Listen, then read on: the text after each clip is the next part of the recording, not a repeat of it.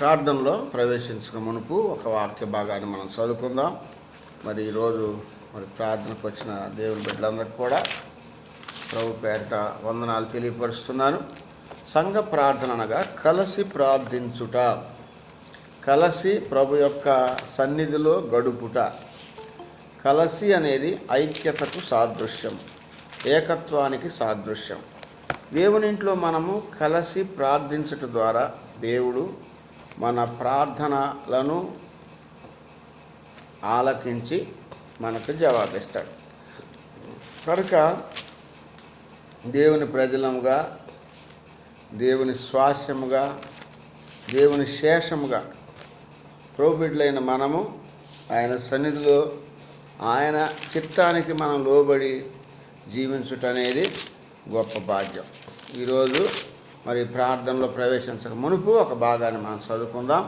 ఎలా మనం ప్రార్థన చేయాలి, ఎలా ప్రార్థించడం ద్వారా దేవుడు మన ప్రార్థన విధి మనకు జవాబిస్తాడు. చూడండి, దేవుని వాక్యం నుంచి 2వ రాజుల పుస్తకము 6వ అధ్యాయము మొదటి 2 వచనాలు మనం చదువుకుందాం.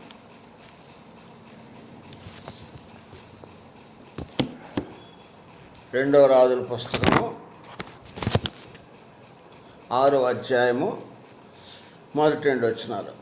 అంతటా ప్రవక్తల శిష్యులు ఎలీషా యొద్దకు వచ్చి, ఇదిగో నీ యొద్ద మాకున్న స్థలం ఇరుకుగా ఉన్నది, నీ సెలవైతే మేము యోర్దాను నదికి పోయి తల ఒక మాను అచ్చట నుండి తెచ్చుకొని మరి ఒక చోట నివాసం కట్టుకుందామని మనవి చేయగా అతడు వెల్లుడని ప్రత్యుత్తరం ఇచ్చాను.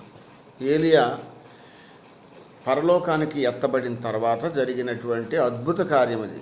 సో ఏలియా తర్వాత దేవుని యొక్క పరిచర్యలో మరి ప్రవక్తగా, దేవునికి ప్రతినిధిగా ఎలీషాను దేవుడు ఎన్నుకున్నాడు. అయితే ఎలీషా ఒక కోరుకుంటాడు ఏలియా వెళ్ళకముందు, అయ్యా నీలో నాకు 2 పాళ్ళ ఆత్మను అనుగ్రహించు అంటాడు. ఇది కష్టతరంగా ఉంది, కానీ నన్ను కానీ మళ్ళా నువ్వు చూస్తే నీకు జరుగుతుంది అంటాడు. ఆయన అగ్ని వెళ్తూ ఉన్నప్పుడు, సుడిగాలి ఎత్తబడుతున్నప్పుడు ఇక ఆయన దుప్పటి కింద పడుతుంది, అది తీసుకుంటాడు. సో ఏలియా 16 అద్భుతాలు చేస్తే ఎలీషా 32 అద్భుతాలు చేస్తాడు. ఆ అద్భుతాల్లో ఒకటే, ఇది కూడా ఒకటే. ఒకనాడు ప్రవక్తల శిష్యులు, వాళ్ళు కూడా దేవుని పరిచర్యకు వచ్చిన వాళ్ళే, శిష్యులుగా ఉన్నారు. శిష్యత్వం నుండి మరి ప్రవక్తగా ఏర్పాటు చేయబడటానికి వాళ్ళు ఎలీషా గారి దగ్గర ఉన్నారు. ఎలీషా దగ్గరికి వచ్చారు. ప్రవక్తల శిష్యులు ఎలీషా యొద్దకు వచ్చి, ఎలీషా యొద్దకు వచ్చి అంటే ఎలా వచ్చారు? వాళ్ళు ఒక మనవి కలిగి ఉన్నారు, ఒక అవసరత కలిగి ఉన్నారు. వాళ్ళ వచ్చిన ఉద్దేశం, వాళ్ళు ఆయన యొద్దకు వచ్చారు. ప్రవక్తల శిష్యులు అంటే ఒకళ్ళు కాదండి, మోర్ దాన్ వన్. ఎంతమంది ఉన్నారో మనకు తెలియదు, కానీ ఒక సమూహంలాగా వచ్చారు. సో దీన్ని బట్టి మనం తెలుసుకోవాల్సింది ఏంటంటే,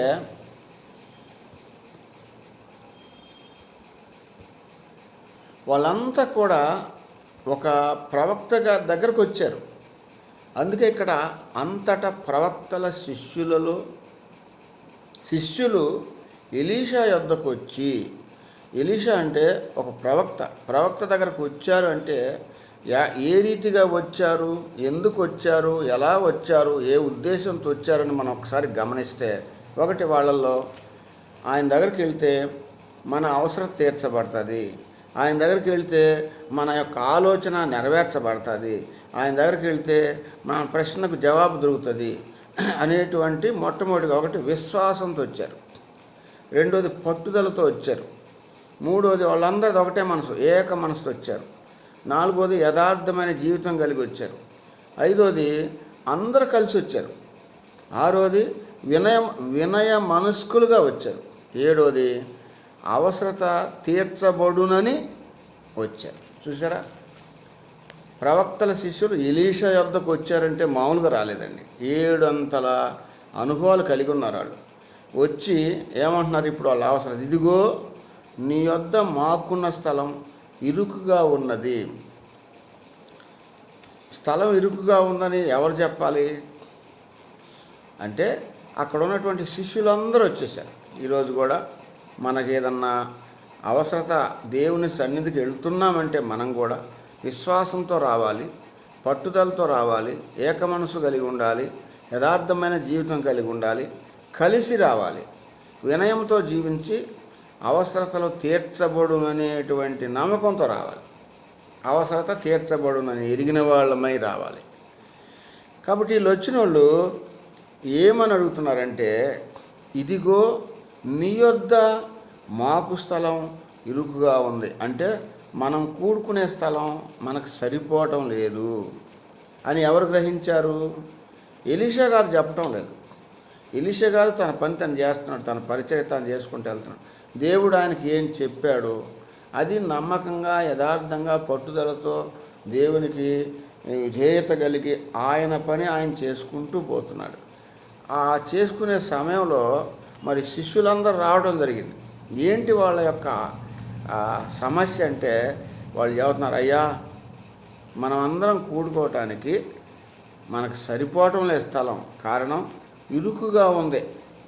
అంటే దీని అర్థం ఏంటంటే వాళ్ళ సమస్య చెప్పుకున్నారు. ఫస్ట్ ఏం చేసినారు? వాళ్ళ సమస్య. రెండోది, నీ సెలవు అయితే, అంటే నీ అనుమతితోనే మేమేం చేయాలన్నా కూడా నీ అనుమతి మాకు అవసరం. ఎందుకంటే మాకు ఒక దైవజనుడుగా, ఒక ప్రవక్తగా, ఒక కాపరిగా నిన్ను ఉంచాడు కాబట్టి మేము ఏది చేయాలన్నా మిమ్మల్ని అడగాల్సిందే, మీ అనుమతి తీసుకోవాల్సిందే. మీ అనుమతి లేకుండా మేము సొంతంగా ఏమి చెయ్యము. ఒకటే సమస్య ఏంటో వాళ్ళు చెప్పారు. రెండోది, దానికి తోడు మనం ఏమైనా చేయాలంటే మీ అనుమతి, నీ సెలవు అయితే అంటే నీ అనుమతి. మూడోది, మేము అంటే మేమంతా కలిసి వచ్చాం, ఐక్యతకు సాదృశ్యం. నాలుగోది, యోర్దాను నదికి పోయి, అంటే మా అవసరత తీర్చబడే సాధనాలు అక్కడున్నాయి, ఆడికెళ్ళాలి మేము. తల ఒకటి, అంటే వ్యక్తిగత ప్రయాస. వ్యక్తిగతంగా నాది నేను చేస్తా, ఎవరి దోళ్ళు చేస్తారు. ఒకటి కట్టబడాలంటే ఎవరి దోళ్ళు తేవాల్సిందే. కాబట్టి తల ఒక అంటే ఎవరిది వాళ్ళు వ్యక్తిగతంగా దేవునికి ఇచ్చే విషయం, దేవునికి అది కట్టబట్టడానికి వారిలో ఉన్నటువంటి ఆ యొక్క దాతృత్వం, సమర్పణ, త్యాగం ఇక్కడ తెలియపరుస్తూ ఉంది. ఇక ఐదోది తల యొక్క మ్రాను అంటే కట్టబట్టుకు ఉపయోగించేది. తల ఒక అనేది వ్యక్తిగతము, మరి అది ఏదైతే అక్కడ ఉపయోగించబడుతుందో అది ఎవరిదోళ్ళు అని అర్థం. తల ఒక అంటే మ్రాను అంటే దానికి సంబంధించిన త్యాగపూరితమైంది. అచ్చట నుండి తెచ్చుకొని మరి ఒక చోట నివాసం కట్టుకుందామంటే దానికి బదులుగా మనం విశాలమైనటువంటి స్థలంలో దేవుని యొక్క పరిచర్య కొరకు మనము సిద్ధపడదాం. అంటే మేము ప్రయాస అచ్చట నుండి తెచ్చుకొని మరొక చోట కట్టుకుందామంటే వారి యొక్క ప్రయాస, వారి కష్టం, వారి పని అన్నమాట. ఇది ఈ 7 విషయాలు. కనుక ప్రియమైన సహోదరుడా, సహోదరి, ప్రార్థనలో ప్రవేశించక మునుపు అలనాడు ప్రవక్తల శిష్యులు ఎలీషా గారి దగ్గరికి వచ్చి వాళ్ళు విన్నవించిన మనవి ఈరోజు మనం కూడా దేవుని సన్నిధిలో విన్నవించాలి. ఒకటి, వాళ్ళు ఎలా వచ్చారు? ఎలీషా యొద్దకు వచ్చారు. ఏ రీతిగా అంటే, ఒకటి విశ్వాసం, పట్టుదలతో, ఏక మనస్సుతో, యథార్థముగా, కలసి, వినయముతో అవసరత తీర్చబడునని ఎరిగి వచ్చారు. వచ్చిన తర్వాత వాళ్ళు విన్నవించటంలో ఉన్నట్టు మొదటి ఉద్దేశం చూడండి, ఇదిగో నీ యొద్ద మాకున్న స్థలం ఇరుకుగా ఉన్నదంటే వాళ్ళ అవసరత ఏంటో చెప్పారు. ఫస్ట్ మన అవసరతలు దేవుని దగ్గర చెప్పుకోవాలి. చూడండి, ఫిలిప్పీలకు రాసిన పత్రిక 4:6 మీ విన్నపములు దేవునికి తెలియచేయుడి. కనుక మన విన్నపాలు, మన అవసరతలు, మన అక్కర్లు, మన సమస్యలు వ్యక్తిగతంగా, కుటుంబంగా, సంఘముగా మనం ఏ అవసరత కలిగి ఉన్నామో అది ఫస్ట్ దేవునికి చెప్పాలి. దేవుని సన్నిధికి మనం రావాలి మొట్టమొదటిగా. అంటే దేవుని సన్నిధి అంటే ఎలీషా గారి దగ్గరికి వచ్చారు కదా అని మీరు అనుకోవచ్చు. ఎక్కడ 2-3 ఉన్నారో అక్కడ ప్రభు సన్నిధి ఉంటుంది. ఒక దైవజనుడి దగ్గరికి వచ్చారు వాళ్ళు, అంటే దేవునికి ప్రతినిధి. ఒక ప్రతినిధి దగ్గరికి వచ్చినప్పుడు మనము ఏ విన్నపాలతో మనం వచ్చామో అవి మీ విన్నపములు దేవునికి తెలియజేయుడి మొట్టమొదటి అనుభవం. రెండోది చూడండి, రోమా పత్రిక రెండోది, నీ సెలవైతే అన్నాడు. నీ సెలవు అంటే నీ అనుమతితో నీవు పొమ్మంటే, ఒక్క మాటలో చెప్పాలంటే నీ చిత్తమైతే, నీకు ఇష్టమైతే. రోమాపత్రిక 12:2 ఉత్తమమును అనుకూలమును సంపూర్ణమునయ్యున్న దేవుని చిత్తమేదో పరీక్షించి తెలుసుకున్నట్లు మీ మనసు మారి రూపాంతరము నొందుడి.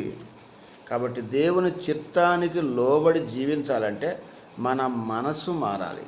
మనిషి మారితే సరిపోదు, మనసు మారాలి. మనిషి మారాడని చెప్పడానికి కింద నుంచి పైకి వైట్ వేస్తారు. వాళ్ళు వేసారని మనం ఏం అంటం లేదండి. దేవుని పిల్లమని చెప్పుకొని వైట్ టు వైట్ వేసుకొని దానికి తగినట్టు జీవించకపోతే దానివల్ల ప్రయోజనం ఏముంది? ఏం ప్రయోజనం లేదు. కాబట్టి ఫస్ట్ ఆయన చిత్తం తెలుసుకోవాలి. చిత్తం తెలుసుకోవాలి అంటే ఉత్తమమును అనుకూలమును సంపూర్ణమైన దేవుని చిత్తమేదో పరీక్షించి తెలుసుకోవాలంటే మీ మనసు మారాలి. మన పాత జీవితం, పాత మనసు అది మార్చుకోవాలంట. కనుక రెండోది, మొట్టమొదటిగా మనం విన్నపాలు దేవునికి తెలియజేయాలి. రెండోది, మన ప్రార్థనలో ప్రవేశించక మునుపు. రెండోది, ఆయన చిత్తాన్ని ఎరిగిన వారమై ప్రార్థన చేయాలి. ఎరగాలంటే మనసు మారాలి. మన మనసు మారిందా? ఇంకా అలానే ఉందా? కొంతమంది పెద్దోళ్ళు అయినా కానీ చిన్న మనసు ఉంటుంది, అలిగే మనసు, అసూయ మనసు, కొంతమంది నొచ్చుకునే మనసు. చిన్నదానికి పెద్దదానికి వాళ్ళు ఏదో మాట అంటే వాళ్ళు వెంటనే ఒక 4-5 రోజులు దాకా పలకరంటే మాట్లాడరంటే ఆ మనసు ఏంటంట, నేను చాలా అనుకుంటాం మనం, నేను సున్నితమైన వాళ్ళం, మేము మాకు మాట అంటే పడవం, అది కొంతమంది అట్టుకుంటాడు. నేను ఎందుకు చదువుతానంటే ఈ మాటలు ఒకరిని ఉద్దేశించి కాదు, కానీ మానవుని మనసు ఇట్లా ఉంటుంది. Human mind it is common for all. అయితే అది మార్చుకోమంటున్నాడు దేవుడు. మనసు మారి ఆయన చిత్తం కనుక్కోవాలంటే మన మనసు మారాలి. అప్పుడు అడుగు, తప్పనిసరి దేవుడిని అవసరం తీరుస్తాడు. కనుక రెండోది, ఆయన చిత్తం తెలుసుకొని. మూడోది, మేము అంటున్నాడు. మేము అంటే మేమందరం ఒకటే, మేమందరం ఒకటే, ఒకే మాట, ఒకే బాట, ఒకే మనసు. అంటే మేము అంటే కలిసి, వీఆర్ ఆల్ టుగెదర్, మేమందరం కలిసి. చాలా సంఘాల్లో 100 మంది ఉంటారు కానీ ఒకరికొకరికి పడదు. 4 కుటుంబాలు ఉన్నా ఒకరికొకరికి పడదు. అట్లా ఉండకూడదు. ఆ 4 ఒకటేలాగా ఉండాలి. 10 ఉన్నా ఒకటేలాగా ఉండాలి. ఒకళ్ళ మనసు ఒకళ్ళు, ఇంకొకళ్ళ మనసు, ఎవరు ఇష్టం వచ్చినట్టు వాళ్ళు ఉంటాను కాదు మందిరం అంటే. దేవుని పిల్లలు ఒకే మనసు, మేమంతా ఒకటే. మేము ఒకటే అనుకున్నప్పుడు ఒకటిలో నుంచి ఎందుకు వెళ్తాం మనం అటు ఇటు? ఆ మనసు లేనప్పుడు చెదిరిపోతూ ఉంటారు జనాలు. సంవత్సరాల తరబడి వాక్యం అంటారు కానీ ఆ మనసులో ఐక్యత ఉండదు. ఒకటేదైనా దేవుడు మనకు చెప్పినప్పుడు ఇది నా కొరకు, నన్ను బాగు చేయడానికి దేవుడు చెప్పాడని మనం ఆలోచన చేసి మనల్ని మనం సరెండర్ చేసుకుంటే అక్కడుందా మనకు దీవెన. అలా కాకుండా దేవుడు చెప్పిన మాటలు, దేవుడు ఎవరి చేత చెబుతారు? దైవజనులతోనే చెబుతారు. ఆ మాటలు విని వ్యతిరేకించి మనసు నొచ్చుకొని మన ఇష్టానుసారంగా తిరిగితే కాళ్ళు అరగాల్సిందే కానీ హృదయం కరగదు. వాళ్ళ జీవితాలు ఇక అంతే. అలా ఉండొద్దని చెబుతున్నాడు దేవుడు. కాబట్టి కలిసి పనిచేయటం, కలిసి జీవించటం అనేది గొప్ప భాగ్యం. కలిసి ఉంటే కలదు సుఖం. మేము అంటే కలిసి. అందుకే మలాకి చూడండి, ఆయన మేము మత్తయి సువార్త 18:19 మీరు భూమి మీద ఏకీభవించిన ఎడల అవి పరలోకమందు నా తండ్రి వలన మీకు దొరుకును. ఈడ ఏకీభవిస్తేనే పరలోకంలో నుంచి దేవుడు మనకి శాంక్షన్ చేస్తాడు. అంటే శాంక్షన్ చేయటం అంటే ఏ రీతిగా మనకి ఇవ్వాలో ఆయనకి తెలుసు. ఎవరి మనసు మార్చాలో, ఎవరిని మనకి ఇచ్చేటట్టు చేయాలో ఆయనకి తెలుసు. కనుక మనము ఏకీభవించాలి ఇక్కడ. అందుకే భక్త్ సింగ్ గారు వాళ్ళంతా కలిసి ప్రార్థన చేస్తుంటే అప్పాజీ గారి మనసు మార్చాడు దేవుడు. ఈరోజు హెబ్రోన్ ఉందంటే అది ఫ్రీ ఆఫ్ కాస్ట్ దేవుడు ఇచ్చింది. ఏమి వెల కట్టలేదు దానికి, ఓన్లీ ప్రార్థనాపూర్వకంగా పొందారు. మనం కూడా నిజంగా దేవుని పిల్లలుగా ఉండి మనం ప్రార్థన చేస్తే, ఈ విషయాల్లో కలిసి ప్రార్థన చేస్తే తప్పనిసరిగా దేవుడు ఇస్తాడు. దేవునికి అసాధ్యమైనది ఏమి లేదు. కనుక 3 అనుభవం ఏంటంటే కలిసి ఏకీభవించి ఒకరికొకరు ఏకీభవించాలి. అది చాలా ప్రాముఖ్యమైనది. దైవజనుడు ఒక మాట చెబితే మనం ఇంకొక మాట, ఇట్ట కాదు అట్లా అలా ఉండకూడదు. దైవజనుల మాటతో మనం ఏకీభవించాలి. దైవజనుడు మాటతో ఏకీభవించామంటే దేవుని మాటకు లోబడ్డామని అర్థం. వారు ప్రార్థన చేసి మనకు చెబుతారు, ఉచితికి చెప్పరు. 4వది, యోర్దాను నదికి పోయి అంటే మన అవసరతలు తీర్చబడే సాధనం ఆడుంది. ఆడ కట్టెలు ఉన్నాయి అన్నమాట. ఆడ మంచి మంచి ఎత్తైనటువంటి ఆ మందిరం కట్టడానికి ఉపయోగించేటువంటి సాధనాలు ఏవైతే పెద్ద పెద్ద మ్రానులు ఉన్నాయో అక్కడ మాకు దొరుకుతాయి అని అర్థం. అంటే మన జీవితంలో ఎక్కడ మనకు దేవుడు ఇస్తాడనేది ఆయన సన్నిధిని మనం గమనించాలి. అందుకే ఆయన సన్నిధికి మనం వెళ్ళాలి. 100వ కీర్తన 2వ వచనం, ఉత్సాహగానము చేయుచు ఆయన సన్నిధికి రండి అంటున్నాడు. 11వ కీర్తన 16వ వచనంలో, నీ సన్నిధిని సంపూర్ణ సంతోషము కలదు. కాబట్టి ఆయన సన్నిధిలో మనకి క్షమించాలి, కీర్తన 16:11లో ఆయన సన్నిధిలో సంపూర్ణ సంతోషం ఉంది. కాబట్టి ఆయన సన్నిధికి మనం రావాలి. మనం ఎక్కడ తీర్చబడుతున్నాయి? ఆయన సన్నిధికి. అందుకే ఒక సహోదరి, ప్రభువా నాకు ఒక 5 రూపాయలు కావాలి నాయనని ప్రార్థన చేస్తుంది. ఆ 5 రూపాయలు ఎక్కడ దొరుకుతాయి ఆమెకి? దేవుని దగ్గరే కదా. కాబట్టి దేవుడి దగ్గర ప్రార్థన చేస్తూ ఉంది. ప్రార్థన చేస్తుంటే వృద్ధురాలు, దేవుడు భక్త్ సింగ్ గారితో చెప్పాడు, భక్త్ సింగ్ పలానా చోట ఒక వృద్ధురాలు 5 రూపాయల కొరకు ప్రార్థన చేస్తాను, నువ్వు పోయి అంటున్నాడు. నా దగ్గర పైసా లేదు ప్రభువా, నేను ఎట్టబోయి, నాది లేని నేనేమి, నువ్వు ముందు పో అంటున్నాడు. నా దగ్గర లేవని ఫస్ట్ చెప్పకూడదు. నువ్వు పో, నువ్వు ఇవ్వు అన్నప్పుడు మనకిచ్చేది ఆయనే కదా. నీవు ఇవ్వాలి అన్నప్పుడు నా దగ్గర లేవని చెప్పొద్దు. నువ్వు ఇవ్వాలంటే ఆయన ఇస్తాడనే కదా మనకు అర్థం. కాబట్టి భక్త్ సింగ్ గారు సరే ప్రభు అని వెళ్ళాడు. వెళ్తా ఉంటే మధ్యలో ఒక 5 రూపాయల నోటు బజార్లో పడిపోయాను. చుట్టుపక్కల చూశాడు, తీసుకున్నాడు. ఎవరిది ఇది అని అడిగాడు. ఎవరిది? మాది కాదు అన్నాడు. చక్కగా తీసుకొని, నువ్వు జేబులో పెట్టుకో, ఎవరిది కాదు అది, నువ్వు అది తీసుకుపోయి ఆ వృద్ధురాలకి, ఆమె కొరకే నేను ఆడేశాను అన్నాడు. సో చక్కగా తీసిపోయాడు. ఆమె దగ్గర తీసుకుపోతే, అయ్యా భక్త్ సింగ్ గారా మీరు అన్నది. అవునమ్మా, నేను ప్రభు చెప్పాడయ్యా నాకు నువ్వు వచ్చిస్తామని. చూసారా దేవుని కార్యాలు ఎలా ఉన్నాయో. 5 రూపాయలు ఇచ్చేశాడు. ఇప్పుడు భక్త్ సింగ్ గారికి ఎవరు ఇచ్చారు? భక్త్ సింగ్ గారు ఏమైనా సంపాదించాడా? నువ్వు పో, ఆమెకి అన్నాడు, అంతే. దేవుడి మాటకి ఎప్పుడైతే మనం లోబడతామో, మనం ఎవరికి ఇవ్వాలి, దేవుని పరిచర్య కొరకు కానీ దేనికి ఇవ్వాలో అవి సమకూర్చే దేవుడే. అసలు అది సమకూర్చబడకముందే భయం ఎక్కువ మనకు. అమ్మో ఇంత డబ్బులు నేను అడిచి, నువ్వు ఇస్తున్నావా, నేను ఇస్తున్నానా, మనం ఇస్తున్నామా? సమస్తం ఇచ్చే దేవుడే కదా. మనం అక్కడ ఎంత అవసరమో అంత నీకు దేవుడు ఇస్తాడనే నమ్మకం నీలో ఉండాలి.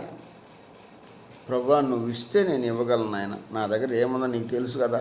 వ్యక్తిగతంగా ప్రార్థన చేయి దేవుడికి. ఆడ దేవుని కొరకు నువ్వు ఎంత వెచ్చించాలో అంత దేవుడు నీకు ఇస్తాడు. It is the mystery of spiritual life. ఆధ్యాత్మిక జీవితంలో ఉన్న రహస్యం ఇది. దేవుడు మనకి ఇస్తాడు అంటేనే అక్కడ ఇవ్వు అని చెబుతాడు. కనుక ఒక సమస్యను పరిష్కరించబడాలంటే ఆయన సన్నిధికి రావాల్సిందే.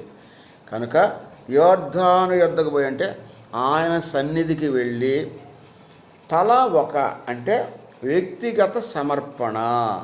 ఎవరి సమర్పణ వాళ్ళది. ఇప్పుడు నేను చెల్లించాలి, నేను అనుకుంటా ప్రభా నేను ఇంత ఇవ్వాలనుకుంటున్నాను నాయన అని నీ మనస్ఫూర్తిగా ఇంత ఇవ్వాలనుకుంటున్నానని మనసులో అనుకున్న ప్రభుని అడుగు. ఆటోమేటిక్గా అది నీ చేతిలో పెడతాడు, ఏదో రూపాయలు తెచ్చి దాన్ని తీసిపోయేది. చాలాసార్లు మనం ఏం చేస్తాం, అడుగుతాం, దేవుడిస్తే అది మనం వాడుకుంటుంటాం, అట్లా నష్టపోతూ ఉంటాం చాలాసార్లు. అలా చేయకూడదు.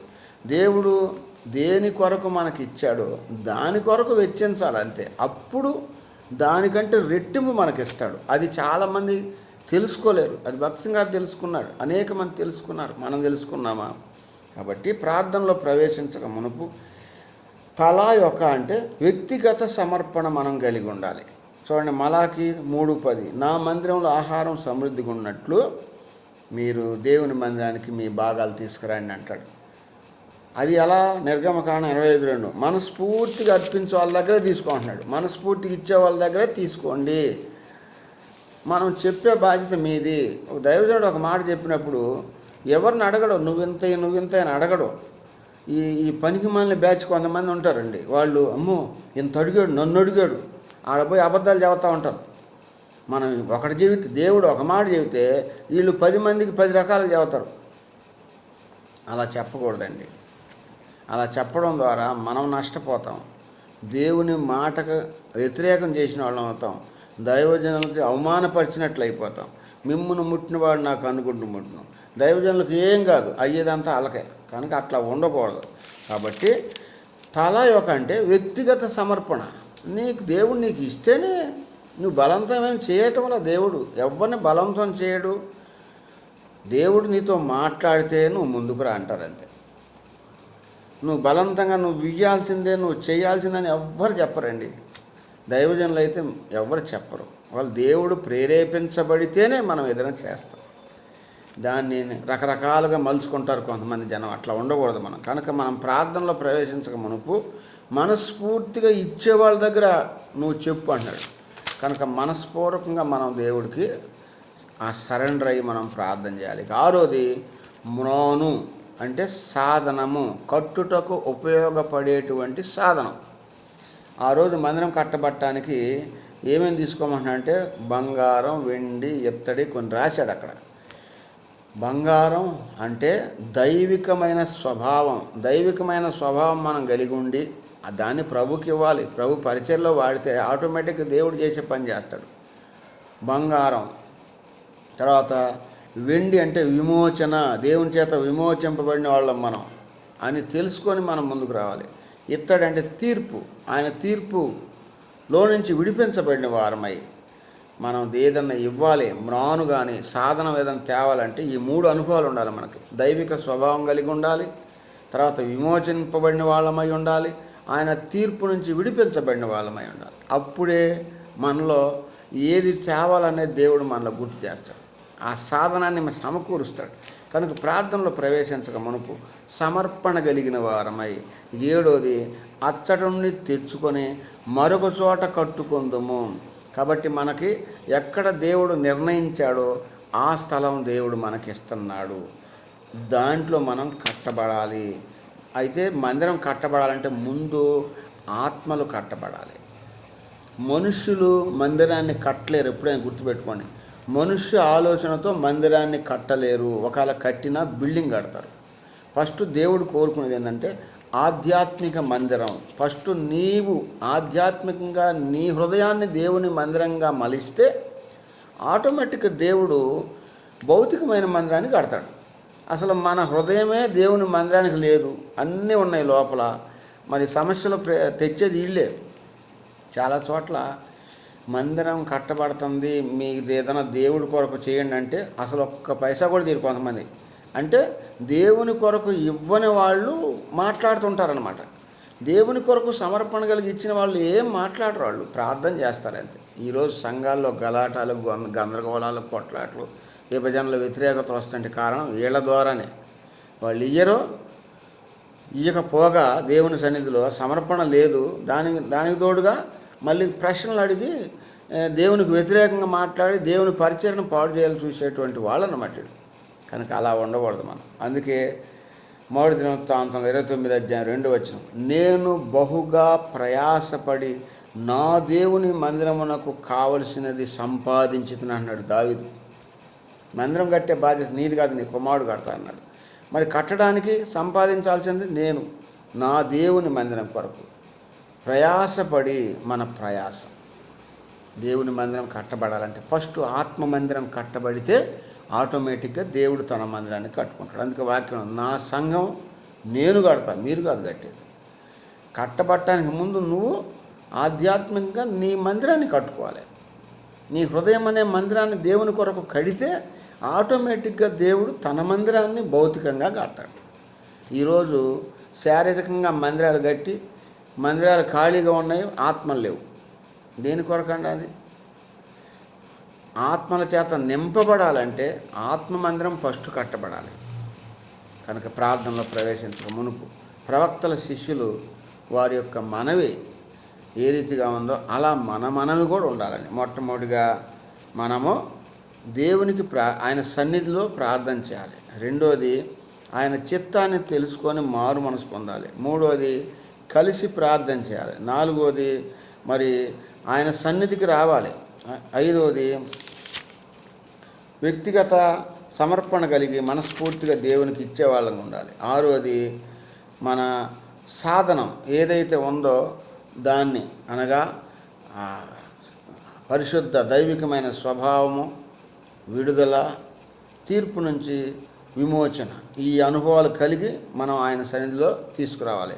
ఏడోదిగా మరి మనం ప్రయాసంతో ప్రభు యొక్క పనిని కట్టబట్టడానికి మనం చేయాలి. సో ఈ అనుభవాలు మనం కలిగి దేవుని సన్నిధిలో ప్రార్థించడం ద్వారా దేవుడు మన ప్రార్థన వింటాడు, మనకు జవాబిస్తాడు. అట్టి కృప దేవుడు మనకు అనుగ్రహించును గాక. కొద్దిసేపు మనం ప్రార్థన ప్రవేశిద్దాం.